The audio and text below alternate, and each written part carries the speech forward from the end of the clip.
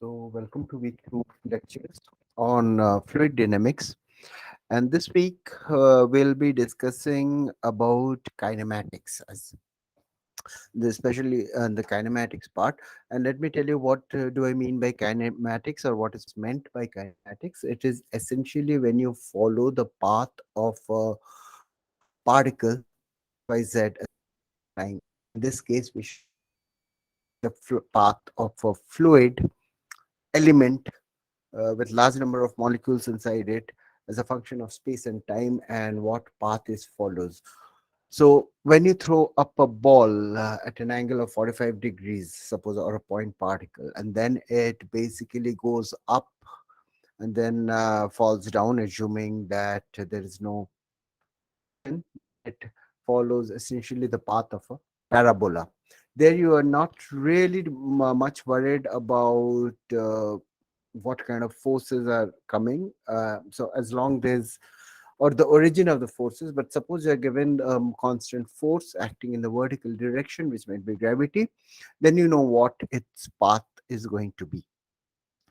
Whereas if you have a about the nature of forces and what is the origin of forces, that is more about dynamics, right? So here we are discussing more about the path, or one small part of it, and then we shall be developing in the lecture 2 more aspects, more definitions about deformations of a fluid element and so on and so forth, and that will enable us to discuss fluid dynamical equations, right? With that, uh, let's jump and get into the so-called Eulerian and Lagrangian description of fluid motion. And that is so this discussion is essentially taken from dynamics, and there are four authors: Guan, Hulin, Petit, and or Petit, and so this discussion essentially comes from that and not from Kundu. So the previous lecture was based more on the Kundu book. Now, suppose you have a bridge. So there are two descriptions of the of fluid motion, and you can describe the fluid motion in two ways. Unlike the point particle which we discussed which was discussed previously, which you have got used to in your class 12 and the first 2 years, here the element of the fluid itself can change its shape. It can change its shape as a function of time, and as it flows down, it's because it's a fluid, right? It doesn't have a particular shape, right? And in that context, keeping that in mind, suppose that there is a river and Mr. Euler is standing on top of a bridge here, and he's just looking down from one point. He's just static on the bridge and he's looking down at a certain point fixed on the river. The river is flowing, the water is flowing, and so on and so forth. But suppose he's just looking at this fixed, so Euler on a bridge looking down at point M, which is a fixed point with respect to the earth, and then he can observe at any point of time the velocity of the river, right? Now, if he just keeps looking down as of at the same point, here, especially if it is some eddies and currents, there's the point here will have different values of velocity at different points in time. So a fluid element which had velocity v vector at point r0, this being point r0, and at time t, would have moved ahead at a later time t dash. It would have moved to point m1, uh, located at r1 in time t dash. So in time t dash, this person, Mr. Euler, will be looking at a different fluid element which could which will likely to have a different fluid vector, fluid velocity at time t dash, right? So basically the point is, the observer is looking, is at rest on the bridge and looking at a fixed point in space, uh, and he's observing the flow go by and change as a function of time. So it's basically like there is some fluid motion happening, and you are outside, you are on the bank and looking at a fixed point on the river, right? So that's the so-called Eulerian description, and we will discuss how, what are the consequences. On the other hand, you could have the Lagrangian description. So in this case, Lagrange, suppose Lagrange has been miniaturized into an extremely small person and is a leaf flowing, right? So the reason you have to be miniaturized is because if Lagrange stands on the top of the river, I mean, he could be destroying the flow element, right? So it's a small element. So Lagrange is small enough, leaf is small enough that it is not disturbing the fluid flow. It is flowing due to the curvatures of the bank and rocks or whatever it is doing. So Lagrange is sitting on that, and he's sitting on the same fluid element and moving along the surface of the river if he's under some current, and he's observing what the fluid flow around him, how is it changing, right? So he's standing on the same fluid element. Now this fluid element might itself change shape as it goes along the banks. There could be forces and currents and so on and so forth, and thereby sitting on the same fluid element, he's seeing how the flow field around him measured from this leaf as a function of xyz.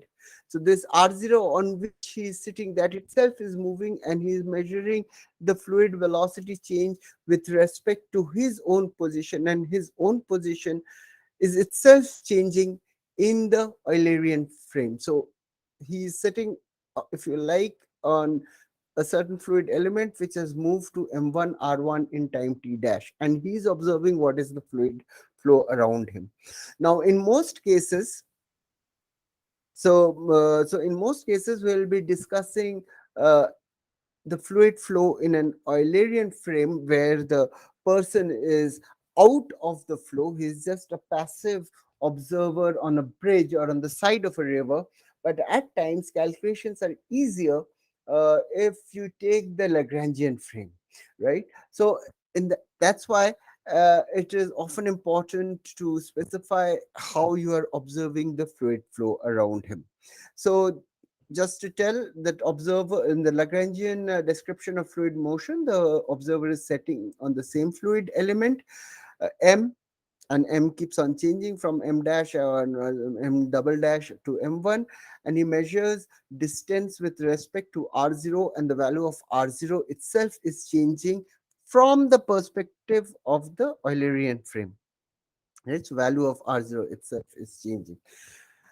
So these are the two differences, and let's discuss this a bit in more in detail.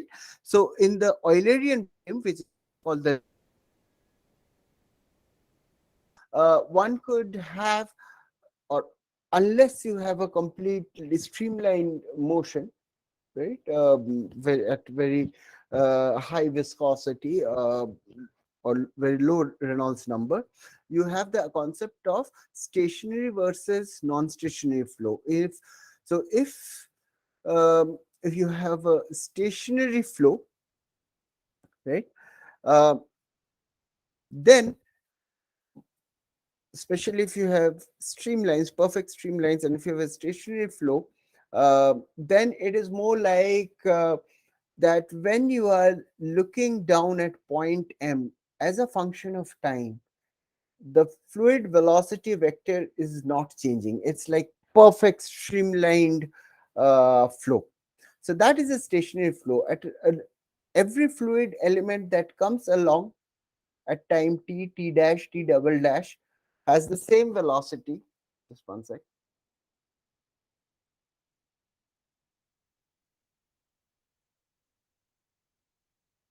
has the same velocity vector, and each and there's no explicit dependence on time.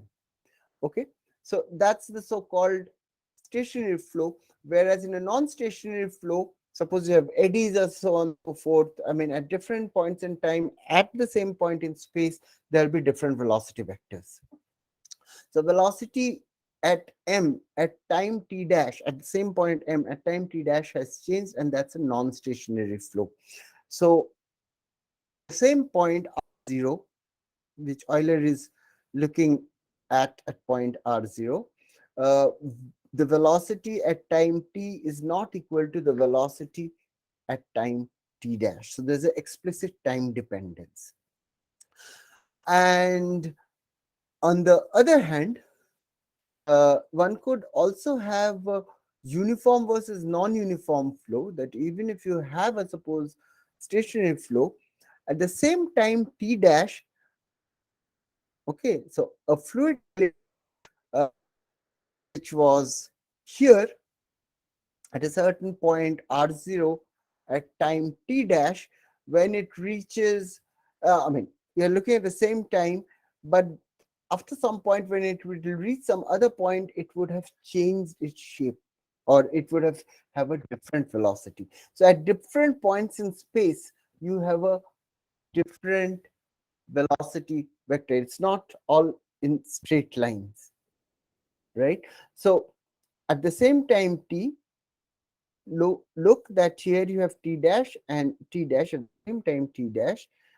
At two different points in space, you have two different velocity vectors. They are not equal. It is possible that the fluid element can accelerate. And why would you have non-uniform flow? Suppose there was a perfect streamline flow here, right? Even if you have a stationary flow, suppose here the river becomes thinner, I mean, it is less wide, or there are some stones, or so on and so forth. So what could happen? This fluid element, when it reaches here, it could change its velocity vector. So that's a non-uniform flow, right? In the presence of, there could be some rapids or whatever. I mean, it could still be at each point in space, the velocity vector could be the same, but I mean, it need not change with time, but it could change as a function of x. Of course, the worst case would be a non-stationary flow and non-uniform flow. So at any point in space, the time is, the velocity is changing, and also as a function of xyz, uh, velocity is changing, and that is what you would see for a very fast moving stream with a lot of stones and so on and so forth, right? So you would have both non-stationary and non-uniform flow.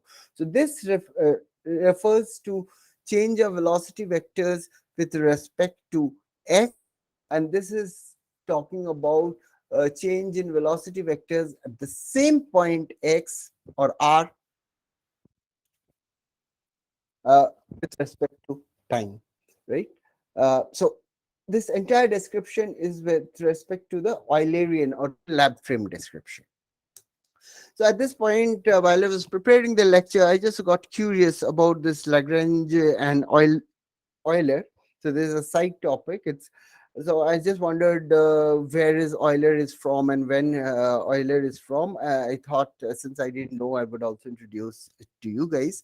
So what I figured out from Wiki is Leonhard Euler was basically based in Switzerland, and he's you might know that he's one of the most I don't know, celebrated mathematicians, I think is the right way to say. And he was born in 1707. That's around 20 years before Newton's death. Newton, if you remember, was 1650 to around 1727. So this is 20 years before Newton's death. So when Newton was already 60 or something like that old, and he was there since he died in 1783. So later he had moved, I think, also to Germany and then later to Russia. So he was this German guy, and he was a mentor to Joseph or Giuseppe, or I don't know whatever is the pronunciation, Lagrange. And so this is, he was in Italy initially, and later he moved to France, and so on and so forth. And he also mentored him. So basically, they were connected. I guess both were discussing. I don't know what happened, but so you have the Euler and Lagrange's description, and they are connected. And he was 20 years after Euler, 20 years the senior, and he died in 1813. And it just occurred to me while they were working out their maths, 1707 to 1783, it just occurred to me, but in the middle was also 1757, basically when the British, the East India Company were taking over uh, India. They had their first fight and started from being a company to be a ruler. That's a side comment. It's not related to the course at all, but it's just a curiosity. So coming back to the course again. Okay, so in the Euler description, if you are in point M and you have velocity v at r1 and t, right? At a later point at point M, you would have velocity v2 at the same point r1 and at a different time t dash. Meanwhile, the previous fluid element would have moved to m dash here, but because of other forces or because other fluids could be coming in its way, it could be pushing, it would have a different velocity. As it changes from r1 to r2 dash, it is not going to maintain the same velocity vector. It could point in this direction. Thus, there's an explicit dependence on time if you're looking at the same point, but also the velocity is changing as you change the position. Instead of pointing in the same direction, it is pointing in a different, like v3 at r2, at this being r2, and at time t dash, right? So fluid element would reach m dash, and if you were sitting on the fluid element, then of course you are following the Lagrange description, but then its direction would have changed, right? Okay, so basically, if you write delta v, so the velocity here minus velocity here. Remember, the velocity here at time t might be a different value because there's an explicit dependence on time also. So the velocity here at time t would be different, right? That's the explicit time dependence. Over and above that, you have an xyz dependence on the velocity. Hence, delta v would be the velocity position at position r2 at time t dash for a particular fluid element minus v at r1 at time t. And if it was here, it would be feeling a force, and we don't care where the force is coming from. So there would be so because of that force, it would have moved because it's feeling a force. So there would be a del v del t, explicit time dependence because it's feeling a force, into dt, plus the change in velocity because of change in position, right? So del v del x into dx, del v del y into dy, del v del z into dz. Now, if you take a derivative with respect to t, then you would have dx dt, dy dt, dz dt, and thereby, so remember, del del x dx dt, del del y dy dt, del del z dz dt, and thereby the total time derivative dv dt can be written as an explicit dependence on time, which is del v vector del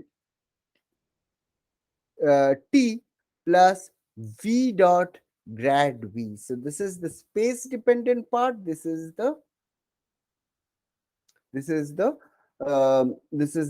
explicit time dependent. So if Euler was standing on the bridge here and not looking just at this point, but followed the fluid element moving here.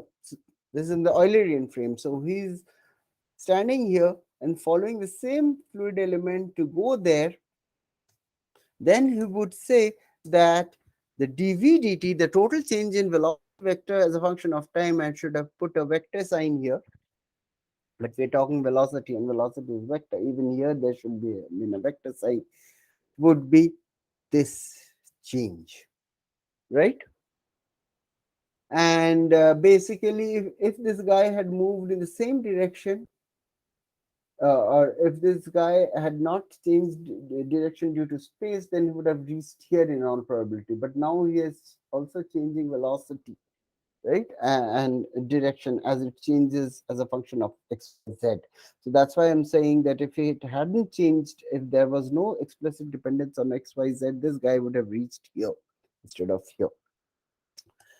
Okay, so just to understand this a bit better, so just to understand this term a bit better. Now, suppose you have a stationary flow. Stationary flow means there's no explicit dependent of time, but the geometry is such that here there is a certain flow flowing at velocity vx, and the same amount of fluid due to pressure is forced to flow through a narrower chamber here. So, of course, from your intuition, you can say if it has to maintain uh, if it is non compressible, then the same amount of fluid which is contained within, suppose, a certain gx, that has to move faster, and hence you see a longer arrow here when it moves here, because the same amount of fluid has to flow through in the same amount of time. So it has velocity has to increase to maintain stationarity, right? So hence you would have Vx plus del Vx del x, right? So as you have moved from this point in space to this point in space, though there's no explicit time dependence, just as a virtue of change in position, the velocity has increased from Vx to del Vx del x, how it changes as a function of x, into Vx dt, right? So that would be, so yeah, so that would be the net change in velocity. Remember, vx dt is dimensions of delta x, this is del x. So we are just saying how much the velocity has changed as you have changed your position from this point to this point, right? So that's basically uh, time independent stationary flow, and yet velocity is changing. And how would you make sense of the other terms? So uh, now, suppose a slightly different condition, that you have a shear flow, suppose, so that the velocity here is less and velocity here is more. So the length of the vectors are more. And in addition, there is a perpendicular flow with which is not, which is very slightly perturbing the streamline flow uh, in this direction, but yet there is a flow. Right. So this figure is taken directly from Physical Hydrodynamics, the four authors. But there's a slight error here in the book, a printing mistake, which I have corrected here. Right. So here, when a fluid element, which is suppose here, as it is moving in this direction, there is also a simultaneous flow in this direction, which is being maintained by these arrows and these arrows, right? There's a perpendicular flow in the y direction, as a consequence of which a fluid element, after some time delta t, is not going to reach here, but instead it's going to reach here.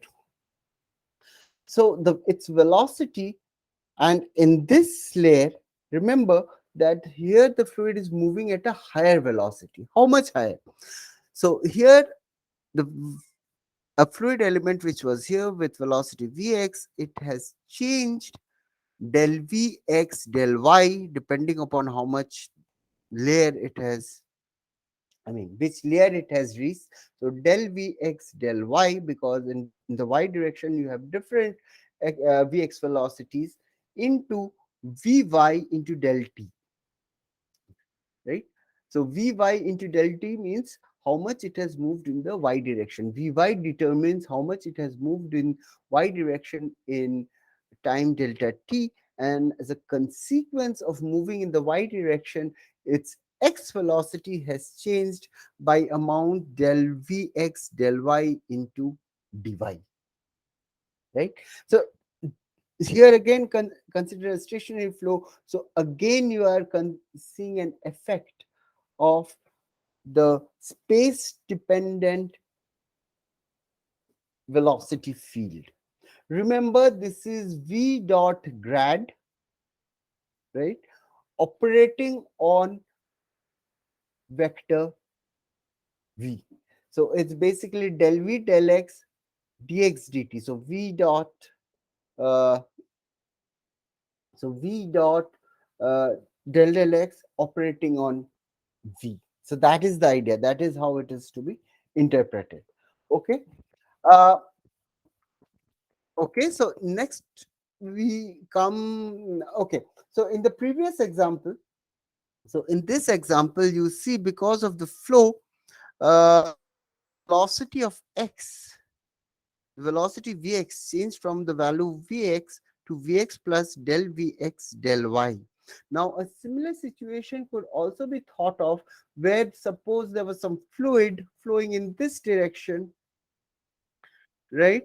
Uh, Maybe with the same velocity, there was no velocity gradient in this direction, but suppose there was a temperature gradient in this direction and there was a velocity flow as shown due to these vectors. In that case, similar to the concept here, there you would have, if you had a temperature gradient in the y direction but the same velocity, suppose in the x direction, then you would have something like the total derivative d capital T d time would be the explicit time dependence on temperature plus v dot grad t. So this total derivative is a concept which we are going to use uh, very regularly in the coming lectures. So this Eulerian and Lagrangian description and this total derivative of a certain variable and how it comes around, you need a very clear and clean this understanding so that you can follow the future lectures. And at the end of this, I'm going to end with some definitions which will again help us to communicate and develop fluid dynamics. So basically what you see here are streamlines. And what are streamlines here? I talked about streamlines without actually, so time independent streamlines is what, like stationary flows is what we discussed, and we discussed about, I mean, we briefly mentioned streamlines. Now I want to take this opportunity to properly define streamline for you. And suppose this was a fluid flow, and at each point in space, at the fixed time t0, you draw the tangent vector to the velocity field, right? So you see, I'm trying to draw a tangent vector. Uh, Tangent vector. So the set of all these vectors form a streamline, right? And a different time t1, you could have a different set of streamlines, especially if it is non-stationary flow. There is an explicit time dependence. Here, this vector has become a different angled vector. This vector has become a different vector. So there is explicit time dependence. But the set of all these tangent vectors, right, uh, taken at a certain time t0, follow, define a streamline. So basically, a streamline are field lines, the spelling might be erroneous, of velocity vector v r0 of a certain fluid element. No, not of a certain fluid element. It's basically different fluid elements at different points in space, right? Uh, and if you plot the tangents at each, so at over the entire fluid volume, if you plot the tangents, you will get a streamline uh, at a given time t0. And the way you can realize it is So here there are streamlines shown, and also path lines. So I just want you to focus. Now suppose you had a flow, and within that you had very small aluminum rod like particles, extremely small, so that they don't perturb the flow, and you gave a very short time exposure. Then these aluminum um, particles would reflect the light, and if these aluminum particles are basically flowing along the local velocity vector of the entire fluid, then these small dashed lines, they would move different amounts in that short exposure. So they would have different lengths, higher lengths where the fluid is moving faster. So a collection of all these vectors over the entire fluid volume would give the streamline, the tangent vector of all fluid velocity vectors over the entire space of time taken at time t0, or thought of like having an extremely small exposure in a camera where you have small reflecting particles strewn over the entire volume of the liquid, right?